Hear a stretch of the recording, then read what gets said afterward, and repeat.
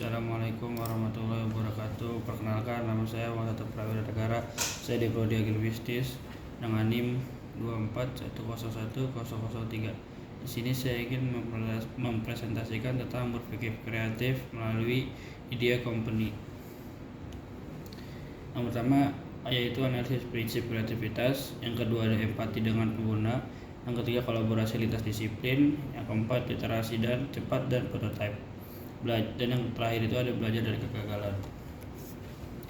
Di sini saya ingin menjelaskan tentang program tidur pribadi Somni yang membantu pekerjaan menjaga kesehatan. Somni ini didirikan untuk membantu orang-orang meningkatkan kualitas tidur mereka. Perusahaan ini menawarkan program kesehatan tidur yang dipersonalisasi dan berbasis bukti, serta pelatihan tidur dan alat bantu tidur seperti melatonin, kacamata, pemblokir cahaya biru, teh, dan masker mata. Yang pertama itu ada empati dengan pengguna. Prinsip ini tentang memahami secara mendalam kebutuhan, rasa sakit, dan motivasi pengguna, bukan hanya asumsi. Somni memahami bahwa masalahnya bukan sekedar karyawan yang kurang tidur, tetapi gangguan ritme sirkadian akibat shift kerja yang spesifik. Mereka mengerti konsekuensi yang dalam dan menakutkan dari masalah ini, yaitu seperti kerusakan DNA dan masalah metabolisme, yang menunjukkan empati pada tingkat kesehatan yang sangat serius.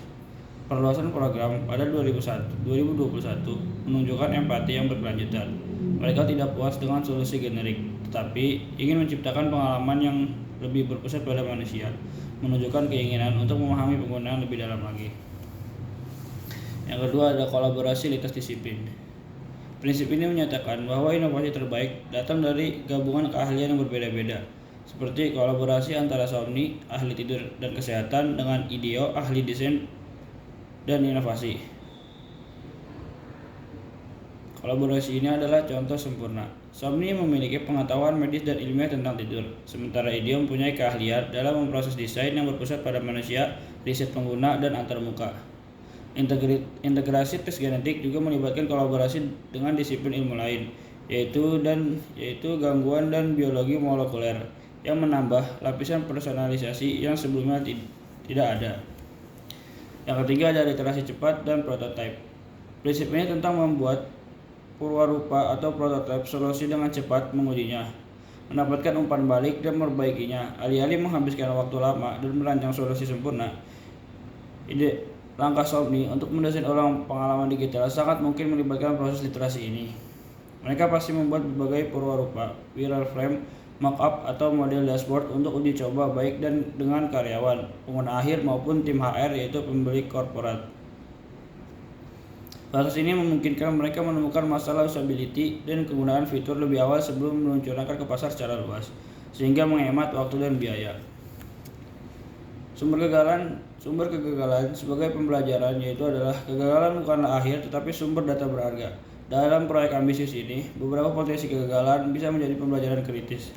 Yang pertama itu ada kompleksitas dan kejelasan nilai. Sumber kegagalan, integritas tes genetik menambahkan kompleksitas dan biaya. Pengguna mungkin bingung apakah ini program tidur atau tes DNA. Jika nilai tambahnya, personalisasi ekstrim tidak dikomunikasikan dengan jelas, orang mungkin menganggapnya mahal dan tidak perlu.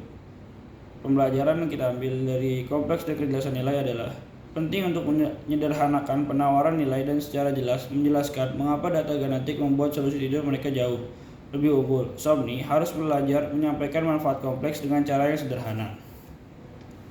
Yang kedua ada adopsi oleh dua pihak. Sumber kegagalannya itu platform yang didesain ulang harus diadopsi oleh dua audiens, karyawan yang memakai dan perusahaan yang membayar.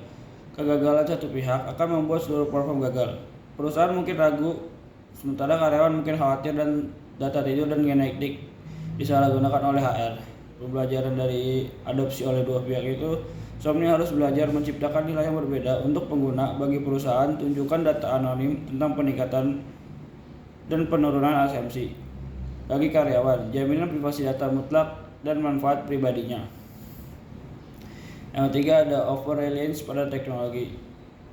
Kegagalannya itu yaitu fokus pada teknologi mutakhir, genetik, platform digital, mengalihkan perhatian dari elemen manusia. Apakah pelatihan tidur manusia masih menjadi inti atau sekarang hanya menjadi aplikasi? Pembelajarannya, Somni harus belajar bahwa teknologi adalah alat, bukan solusi keberhasilan jangka panjang. yang akan ditentukan oleh bagaimana mereka menggunakan wawasan data dari genetik dan digital dengan dukungan dan coaching yang memadai.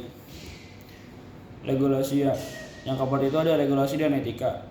Sumber kegagalannya menangani data genetik adalah hal yang sangat sensitif dan diatur kesalahan dalam keamanan data ataupun persetujuan konsen. Dapat kegagalan besar berupa tuntutan hukum dan kehilangan kepercayaan.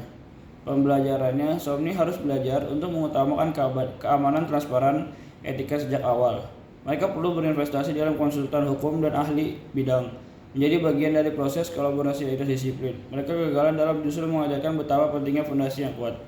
Sekian dari saya. Wassalamualaikum warahmatullahi wabarakatuh.